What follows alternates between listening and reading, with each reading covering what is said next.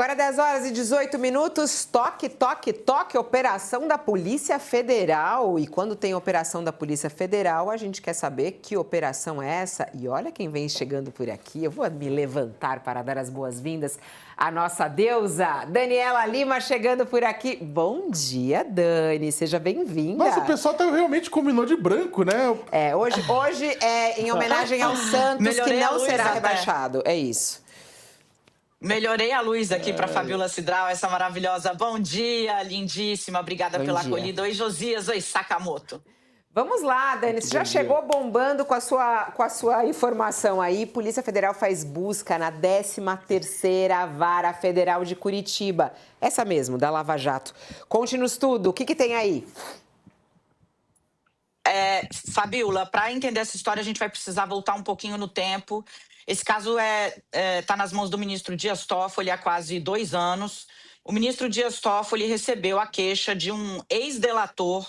Ele é um ex-deputado estadual do Paraná, o nome dele é Tony Garcia. O Tony firmou um acordo de delação entre 2004 e 2006 com a 13ª Vara, Moro já era o juiz titular, para investigar um esquema num consórcio que envolvia ali autoridades, segundo o delator, com foro de prerrogativa de função, ou seja, foro privilegiado. Nesse acordo de delação, o Tony Garcia recebe uma série de missões, e eu falo missões entre aspas porque era isso mesmo. Era um acordo que tinha, ponto 1, ouvir tal e apurar tal. Ponto 2, tal. Neste acordo, previa que ele instalasse um grampo no escritório dele, em Curitiba, e que ele também usasse um grampo ambiental para gravar as conversas que tivessem com esses alvos. O problema é que entre os alvos estavam desembargadores do Tribunal Regional Federal da 4ª Região e um conselheiro do Tribunal de Contas do Estado. Esses 2 alvos jamais poderiam ser investigados por um juiz federal, porque eles têm foro privilegiado. Esse ex-delator, então, vai ao Supremo e diz: eu fui coagido a grampear autoridades, eu fui coagido a apresentar essas informações. Está aqui os dados do meu acordo de colaboração premiada, que jamais tinham vindo à luz do dia. Esse acordo dele ficou sob sigilo máximo por quase 20 anos. No fim, o Dias Toffoli está desembolando esse fio porque ele acabou se conectando com a Lava Jato também. Então, o que o ministro argumenta na decisão, segundo as fontes com as quais eu consegui conversar, porque esse caso está sob sigilo? Toffoli repetidamente solicitou documentos à 13ª Vara de Curitiba, à Justiça Federal de Curitiba, e não recebeu esses documentos. Seja pelo TRF4, seja pela 13ª Vara, os documentos jamais chegaram ao Supremo.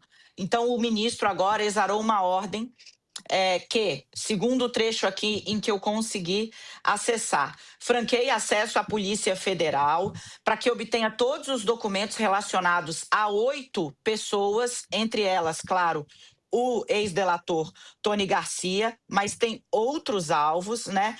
Para que franqueie-se acesso a todos os terminais de computadores da Vara, bem como informando as diligências que envolvem nos termos da decisão os processos relacionados e também conexos a pessoas, tal. Entre os alvos aqui aparece um personagem muito conhecido também na Lava Jato, Dario Messer. E aí o que vem aqui, né? O ministro diz, inclusive os que são relativos a inquéritos policiais, acordos de delação premiada com todos os anexos, itens, mídia, caixas e afins. Inclusive a caixa de arquivo amarela relacionada ao auto tal. O que isso nos mostra? Nos mostra que o ministro tem a informação que existe uma caixa específica com dados específicos que jamais foram remetidos ao Supremo. Aonde isso vai dar, Fabiola, a gente não sabe. O ex-juiz Sérgio Moro foi procurado pelo UOL porque ele é mencionado diretamente na decisão do Dias Toffoli e nesse caso, claro, que eu estava explicando aqui para vocês. O time do UOL o procurou numa parceria aqui para a gente botar isso na rua o mais rápido possível e o Sérgio Moro diz o seguinte, que não teve acesso aos autos do inquérito, ele é sigiloso, mas diz que o inquérito foi instaurado com base em um relato fantasioso de Tony Garcia, que não houve qualquer irregularidade nesse processo de quase 20 anos atrás. como o próprio PGR afirmou, não há causa para a competência do STF no inquérito, já que não há sob investigação ato praticado por Sérgio Moro na condição de senador ou ministro. Então, o que ele está dizendo, né? Se teve algum problema, foi há 20 anos eu era juiz, eu não era senador. Por que esse caso está tramitando no Supremo? Eu vou conseguir continuar acompanhando aqui, Fabiola, mas não é comum a gente ver a ordem do Supremo para batida de busca e apreensão em um órgão da Justiça. Isso só aconteceu uma outra vez, também na 13ª Vara, quando o CNJ, Conselho Nacional de Justiça, estava inspecionando denúncias também sobre a atuação de Sérgio Moro e Gabriela Hardt no tribunal. Ficaremos de olho, inclusive consultando juristas para saber a respeito disso. Importante. A reportagem da Dani já está na nossa página do UOL e eu vou aproveitar a tua presença aqui porque a sua coluna também falando sobre Michele Bolsonaro está entre as mais lidas da nossa página desde o início da manhã, Dani. E é muito engraçado, né? Essa treta da família Bolsonaro é uma novela que o pessoal gosta de assistir. E aí, isso mexe muito com 2026, isso mexe com a direita. E será que realmente Michele tem todo esse protagonismo? Ela está impactando os planos da direita? A coluna que você publicou pela madrugada, tá lá, o pessoal fala assim, mas a Dani publica às 5h30 da manhã? Não, é a programação, viu, gente? Ó, queria só dizer a vocês aqui, ó, que é a programação. Não é que ela vai publicar às 5h30, ela faz de madrugada, mas ela foi para publicar às 5h30. Vamos ser sincera, né, Dani? É verdade. É verdade. Você acredita que a minha mãe me perguntou isso? Já me perguntaram. A minha mãe virou para mim e falou, minha filha, mas você tá acordando 5h30, depois você dorme? Eu falei, não, mãe, eu agendo. Eu deixo agendado para entrar 5h30. Outro dia eu tava com ela, a gente tava terminando de jantar, ela assim, ainda vou terminar minha coluna, e aí ela termina a coluna e deixa programada para as 5h30. É isso, esse é o mistério. Aqui a gente fala a verdade no nosso All News.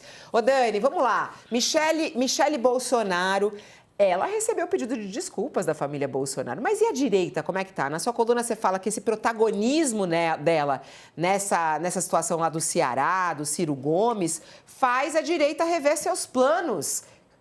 E realmente está mudando os planos? Como é que tá isso?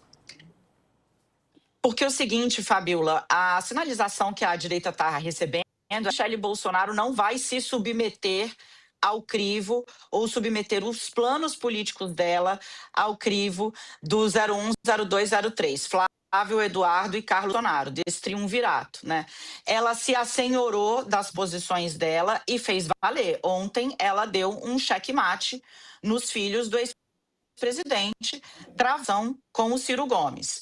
E aí, o que está acontecendo? Os outsiders, o time que está trabalhando para o Ronaldo Caiado, o time que está trabalhando para o Ratinho Júnior, estão olhando e estão falando, bom, se for um candidato, se a Michele se a ala do PL de que seja ela a candidata à presidência, vai rachar a direita, porque alguém com o sobrenome Bolsonaro não vai ter apoio de todo o centro.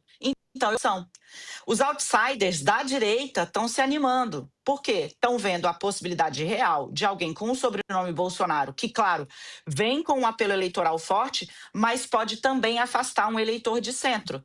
E aí, o que os times, os conselheiros de Ratinho Júnior e Ronaldo Caiado estão dizendo? Isso é uma oportunidade, porque aí você puxa o eleitorado onde ela vai ficar mais nichada ao bolsonarismo raiz. A gente precisa acompanhar agora com muito vagar o tamanho do investimento do PL na Michele Bolsonaro. A disposição do Valdemar da Costa Neto de fazer dela uma grande estrela do partido é imensa, Fabiola. É imensa. E isso pode abrir uma avenida para esses outsiders correrem. Quem está gostando muito de ver a direita se redividindo novamente é o Palácio do Planalto, que acha que isso pode ser bom também, claro, para o Lula. Porque aí, em vez de discutir, de dialogar, de debater com um candidato, o Tarcísio de Freitas, por exemplo, o governador de São Paulo, que uniria todo o centrão e o bolsonarismo, pode ter essa divisão aí, na qual esses candidatos do mesmo campo, da direita, vão precisar brigar entre si para chegar num segundo turno contra Luiz Inácio Lula da Silva. Ô Dani, só para a gente amarrar, ontem se falava muito sobre o apoio das mulheres à Michelle diante do que ela sofre dos próprios filhos do Bolsonaro. Você acha que isso pode até extrapolar a bolha da direita? Quer dizer, Michelle pode receber apoio de mulheres como um todo ou não? Isso já é um exagero, quem está pensando desse jeito?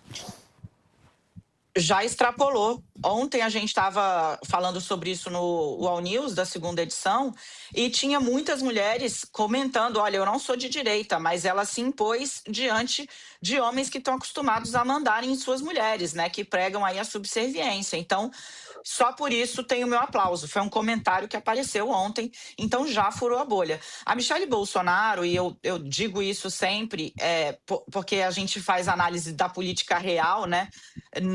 Não tem viés, é a verdade. Então, a Michelle Bolsonaro, na minha avaliação, entre todos os nomes que estão colocados aí, ela é o mais perigoso na largada. Perigoso. Como assim? Ela tem muito potencial eleitoral. Ela fala muito leve na forma, mas coisas muito incisivas. Para dialogar com costumes, né, raiz, ela consegue fazer isso como poucos, né?